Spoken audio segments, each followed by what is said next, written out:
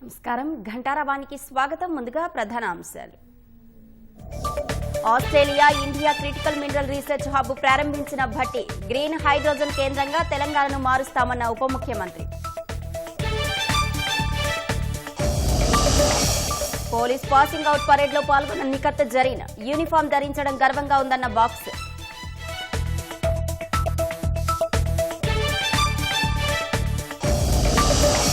ప్రకాశం జిల్లా మార్కాపురంలో private school bus బీభత్సం. Driver నిర్వాకంతో 3 బైకులు ధ్వంసం, 2 గాయాలు.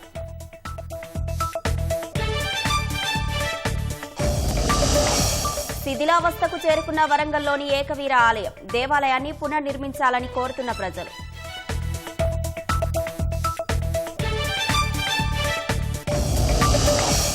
గాజాలోని మానవతా జోన్లను వదిలిపెట్టని ఇజ్రాయెల్. ఐడీఎఫ్ వైమానిక దాడుల్లో 50 మందికి పైగా మృతి.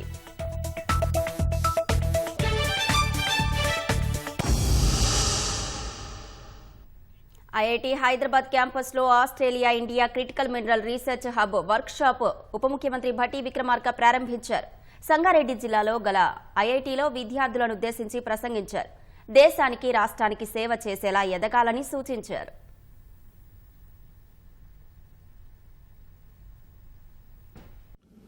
IIT Hyderabad is not just a campus, it's a factory of dreams, a lighthouse of innovation, and a crucible of collaboration. Dear friends, before I begin,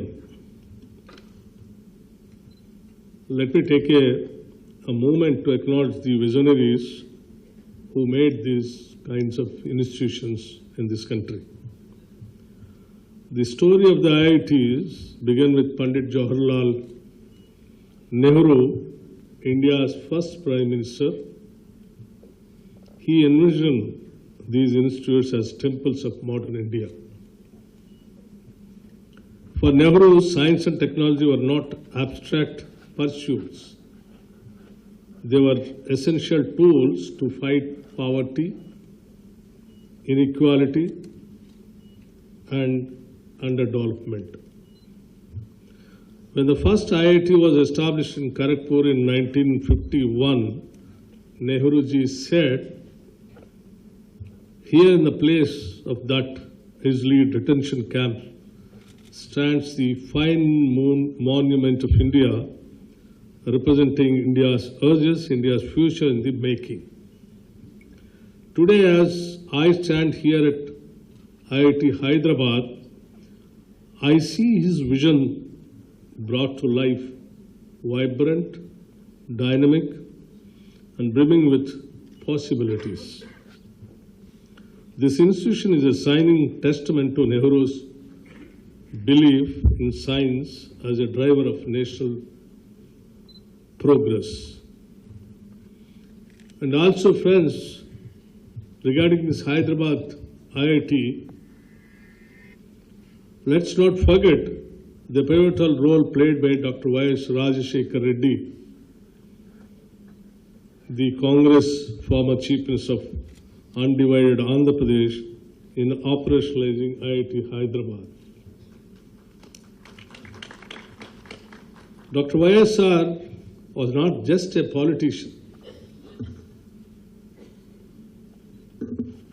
He was a visionary who understands the transformative power of education and research. And I am fortunate enough to take part, to work along with him under his leadership. It was under his leadership that the foundation for IIT Hyderabad was laid.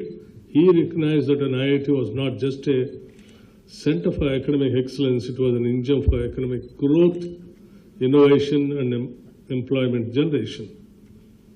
As a proud congressman, I feel privileged to carry forward their legacy and to stand here today addressing some of the finest minds in science and technology. Research is often seen as an academic pursuit, something confined to laboratories and journals. But the truth is, research is the foundation of every real-world breakthrough. Whether it is finding efficient ways to extract critical minerals, innovating sustainable mining practices, or building robust global supply chains. Research gives us the what and the how, but real-world execution begins in the when and the why. In Telangana, we recognize this connection, and that's why our Telangana clean and green energy policy emphasizes research-driven, science-backed initiatives. Critical minerals are not just industrial raw materials. They are the building blocks of the green economy.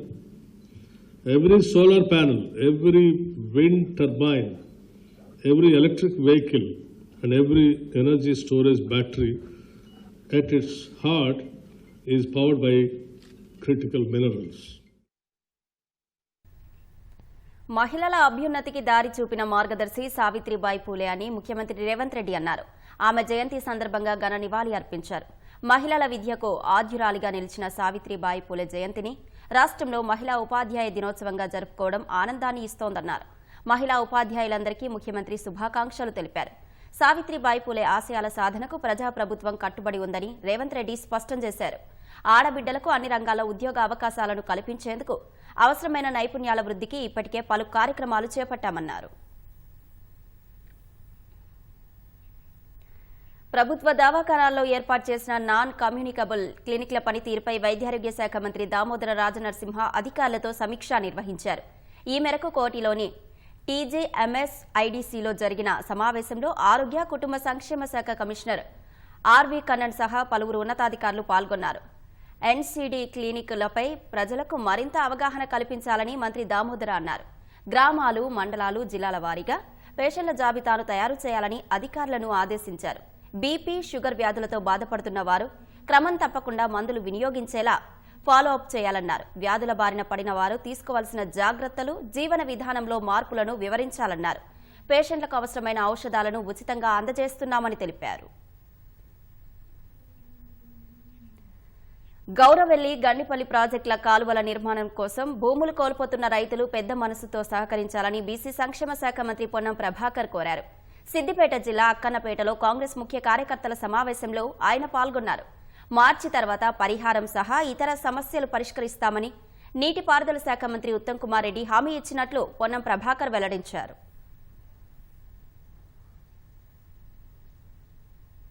గౌరవెల్లికి సంబంధించి, గండిపల్లికి సంబంధించి కార్యక్రమం కొనసాగుతూ ఉంది. నేను మీ అందరికీ విజ్ఞప్తి చేస్తున్నా, మీ అందరూ కూడా దయచేసి కాలువలు తవ్వే సందర్భంగా కొంత రైతులు కాలువలకు జాగా ఇవ్వాల్సి వస్తుంది. పైసలు కూడా ఇప్పించి వెంటనే అక్కడ వాళ్ళకి అవన్నీ కార్యక్రమం చేస్తాం.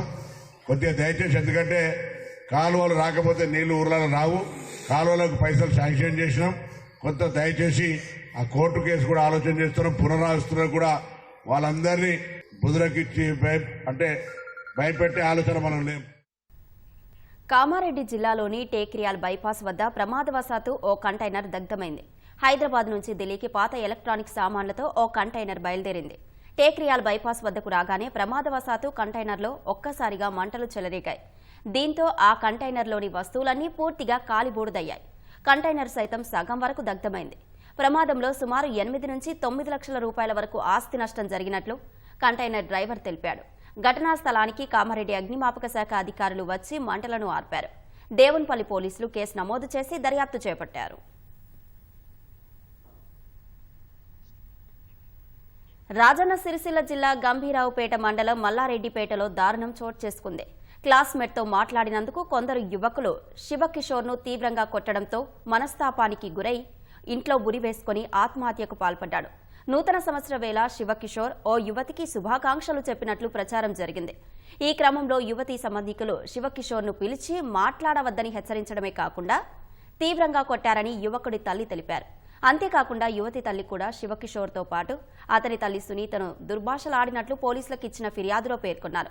మృతుడి తండ్రి సత్యనారాయణ ఉపాధి కోసం గల్ఫ్కు వెళ్లగా సమాచారం తెలుసుకుని స్వగ్రామానికి తిరిగి వస్తున్నట్లు కుటుంబ సభ్యులు తెలిపారు. నాతో కూడా డైరెక్ట్ చెప్పాడు, రేపటి నుంచి నీ కొడుకు ఆమెతో తిరిగినా, ఫోన్ మాట్లాడినా, చాటింగ్ చేసినా నీ కొడుకు నీ చేతికి రావడం నాకు కూడా వార్నింగ్ ఇచ్చి పోయినప్పుడు చెరువు కట్టకు తీసుకుపోయి కొట్టిరట, 4-5 కొట్టిరట. నాకు ఆ విషయం చెప్పలేడు వాడు. 7కి అయితే నేను చూసినప్పుడైతే ఫోన్ చూస్తుండు. తర్వాత నేను 7:30కి ఇట్లా డోర్ నొక్కితే గొల్లం పెట్టుకుని వెళ్ళలేదు. నేను వాళ్ళ ఫ్రెండ్స్కి ఫోన్ చేసిన, ఇద్దరికి. శివకి ఇట్లా డోర్ తీస్తలేడు, మీరు ఫోన్ చేయరు అంటే వచ్చి శివగా అని వాళ్ళు చెప్పినా అని తిత్తలేదు. ఇక ఆయనతో మళ్ళీ సుత్తే స్క్రూ డ్రైవర్ అవి తెచ్చి డోర్ పలగొట్టి తీసేవరకే ఊరేసుకుండు. అప్పటికే అయిపోయింది. 14కి బయటకు తెరిచిండు. హైదరాబాద్ పాత బస్తీకి చెందిన అయ్యప్ప భక్తులు ప్రయాణిస్తున్న వాహనం కొట్టాయం కనమల అట్టివలం వద్ద బుధవారం ప్రమాదానికి గురైంది. ఆలస్యంగా వెలుగులోకి వచ్చిన ఈ ఘటనలో సైదాబాద్కు చెందిన బస్సు డ్రైవర్ రాజు అక్కడికక్కడే మృతి చెందాడు. బస్సులో ఉన్న 8 మంది తీవ్రంగా గాయపడగా మరో 22 మందికి స్వల్ప గాయాలతో బయటపడ్డారు. కొట్టాయం నుంచి శబరిమలకు వెళ్తుండగా పంబా నదికి 15 కిలోమీటర్ల దూరంలోని ఘాట్ రోడ్డులో బస్సు బోల్తా పడింది. పక్కన చెట్లు ఉండడంతో పెద్ద ప్రమాదం తప్పిందని బాధితులు తెలిపారు. క్షతగాత్రులను చికిత్స నిమిత్తం కొట్టాయం మెడికల్ కాలేజీ ఆసుపత్రికి తరలించారు. డ్రైవర్ రాజు మృతదేహాన్ని పంపాడి తాలూకా ఆసుపత్రిలో భద్రపరిచారు.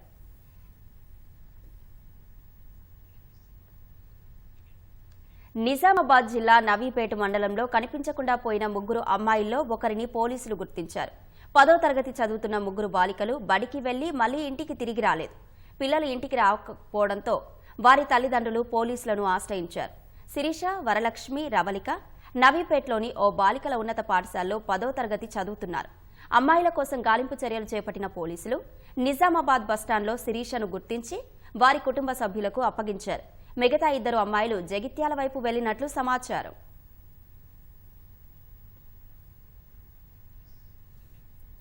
ప్రకాశం జిల్లా మార్కాపురంలో ఓ ప్రైవేటు పాఠశాల బస్సు బీభత్సం సృష్టించింది. పట్టణంలోని పెద్దనాగులవరం రహదారిలో మీనా మసీదు వద్ద విద్యార్థులను ఎక్కించుకునేందుకు వచ్చిన పాఠశాల బస్సును డ్రైవర్ వేగంగా రివర్స్ చేశాడు. బస్సు వెనుకే ఉన్న 3 ద్విచక్ర వాహనాలు ధ్వంసమయ్యాయి.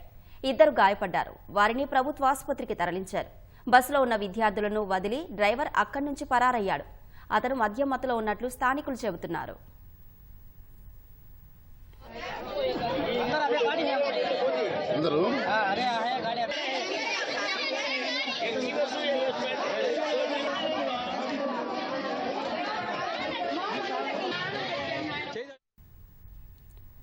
సంచలనం సృష్టించిన లగచర్ల కేసులో పోలీసుల దర్యాప్తులో ఆసక్తికరమైన ఘటన చోటు చేసుకుంది. ఈ కేసులోని ప్రధాన నిందితుడు కొడంగల్ మాజీ ఎమ్మెల్యే పట్నం నరేందర్ రెడ్డి వాయిస్ ను అసెంబ్లీ రికార్డుల్లో నుంచి పోలీసులు సేకరించడం ఆసక్తికరంగా మారింది. మరోపక్క కేసుకు సంబంధించి ముందస్తు బెయిల్ మంజూరు చేయాలంటూ 12 మంది రైతులు దాఖలు చేసిన పిటిషన్పై ప్రభుత్వానికి హైకోర్టు నోటీసులు జారీ చేసింది. వికారాబాద్ జిల్లా దుద్యాల మండలం లగచర్లలో ప్రజాభిప్రాయ సేకరణ కోసం వెళ్లిన కలెక్టర్ ప్రతీక్ జైన్ బృందంపై దాడి జరిగిన సంగతి తెలిసిందే. ఆ దాడి జరిగేందుకు కొద్ది రోజుల ముందు అదే ప్రాంతంలో స్థానికులతో సమావేశం నిర్వహించిన క్రమంలో నరేందర్ రెడ్డి చేసిన ప్రసంగం రెచ్చగొట్టేలా ఉందనేది పోలీసులు భావిస్తున్నారు.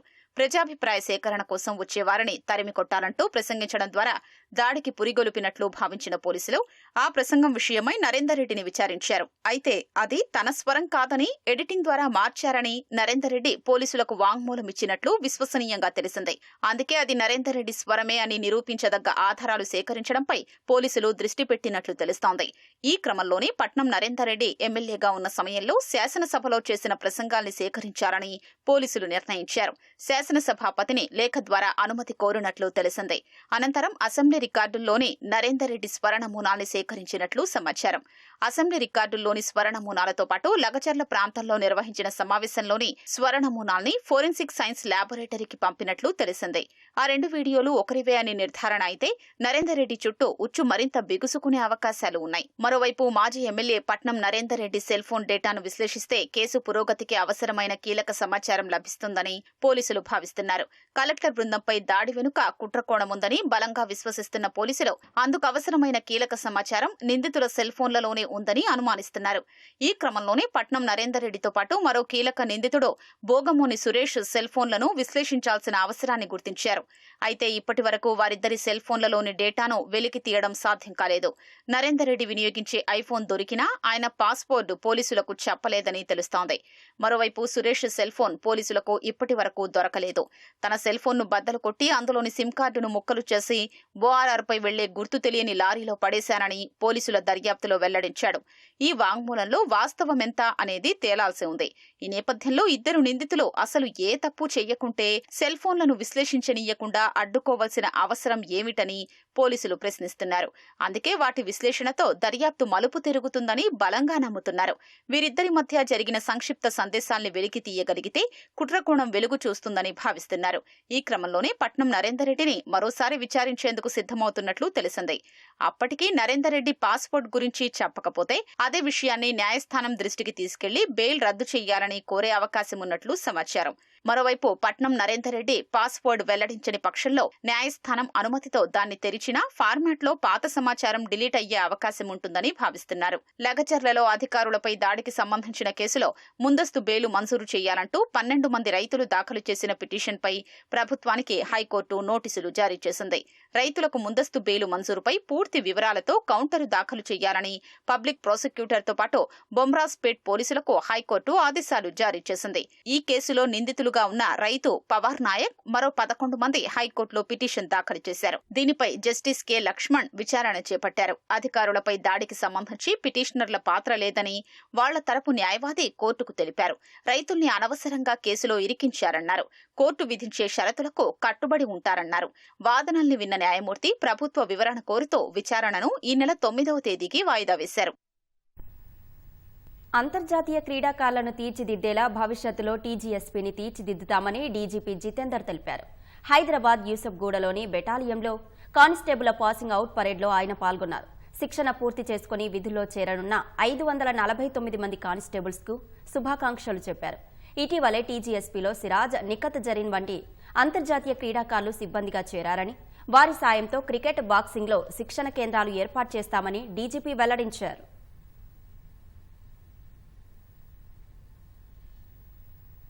మీకు అందరికీ తెలుసు, గ్రేహౌండ్స్ కానీ, ఆక్టోపస్ కానీ, వెదర్ సెక్యూరిటీ వింగ్ కానీ, టీజీఎస్పీ కానీ, దానికే నేషన్ వైడ్ చాలా పెద్ద పేరు ఉంది.